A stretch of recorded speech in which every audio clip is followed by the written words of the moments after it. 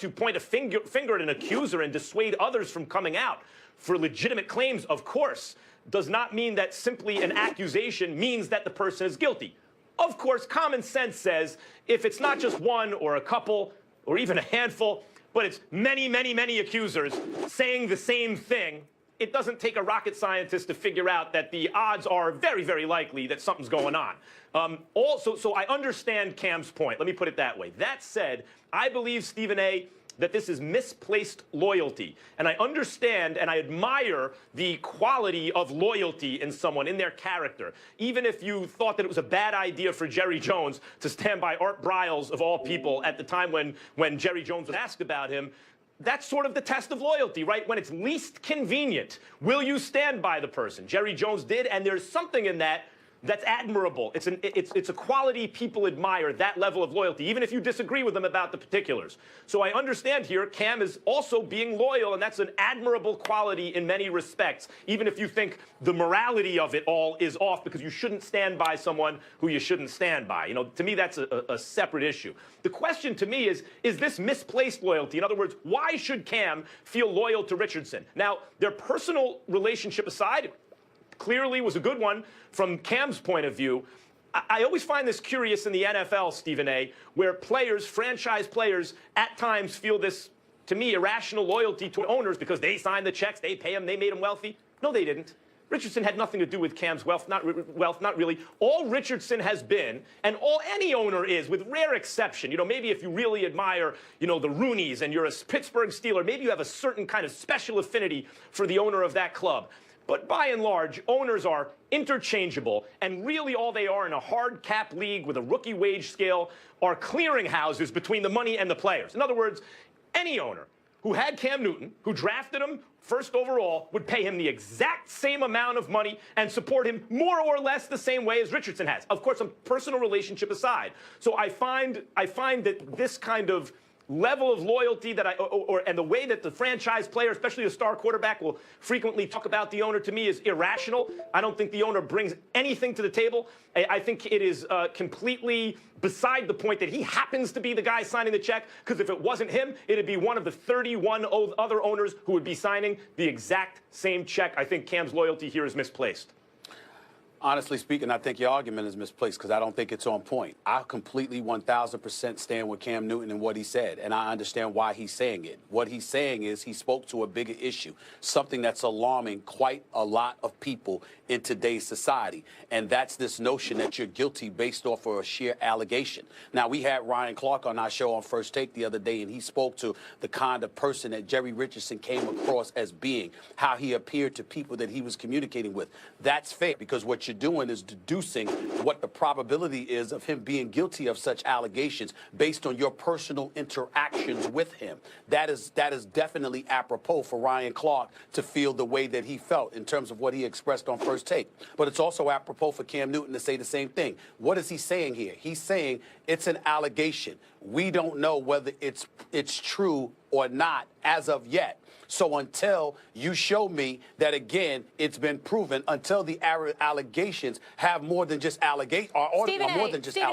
I just need to jump in because I want to make sure you're clear on this before you continue. So Sports Illustrated reported that at least 4 former Panthers employees have received monetary settlements, I'm reading this right from the article, from Richardson over the years, along with non-disclosure agreements prohibiting them from publicly discussing the allegations. So we know that he's already settled at least 4 workplace misconduct cases. So it's not allegations. We have proof. Well, that's fair enough. But what I'm saying is what Cam Newton was talking about is he's saying what this man has been accused of, show him that the man actually did something, and then I'll condemn him. What he's saying is we living in a society. He was speaking to a bigger issue. He was saying that people are getting excoriated based on allegations, and that's something that's going on. We don't support rape. We don't support sexual assault. We don't support sexual harassment. We don't support anybody being harmed in any way. That is a given, and anybody who is guilty of such things deserve to be excoriated, deserve to be dealt with in a very appropriate manner, whether it's being fired fired, demoted,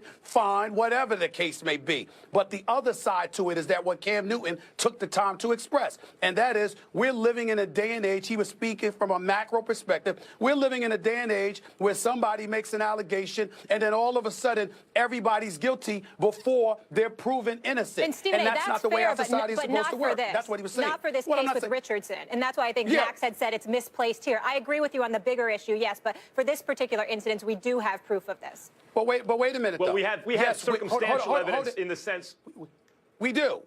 And we feel that way. We feel the way that we feel about Jerry Richardson. Cam Newton works for the man, and he's dealing with the man directly. And if he has a different feeling, then guess what? He can't address that. He's living in a day and age where he can't talk to you about what he feels in terms of what he's personally seen, what he's personally witnessed, or his personal and direct communication, because he was speaking from a macro perspective that in today's day and age, even though this is not an allegation, I understand what you're saying, Molly, but what he was speaking of, he literally went from Richardson to the macro issue of allegations mean guilt in today's day and age, and that's what he's alarmed by. Should I chime in on that? That's why I expressed my view the way I did. There are two separate issues here.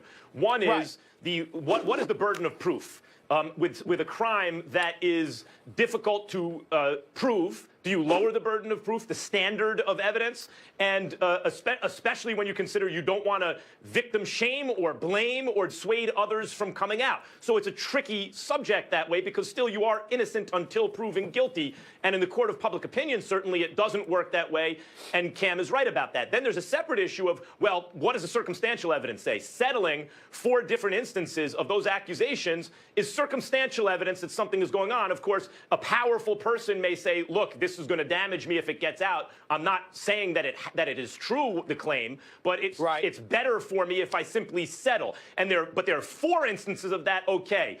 Then you get to situations like Bill Cosby's, for example, where dozens and dozens and dozens of people come out all claiming the same thing. It's just so unlikely at a certain point that they're all making up the exact same thing. And so the public rightfully forms an opinion about that. That's one issue, Stephen A. The next is you brought up the loyalty because that's his employer or the feeling he has. And that's the separate thing I addressed. I don't think, personal relationship aside, that as an employer, Richardson's really done anything for Cam.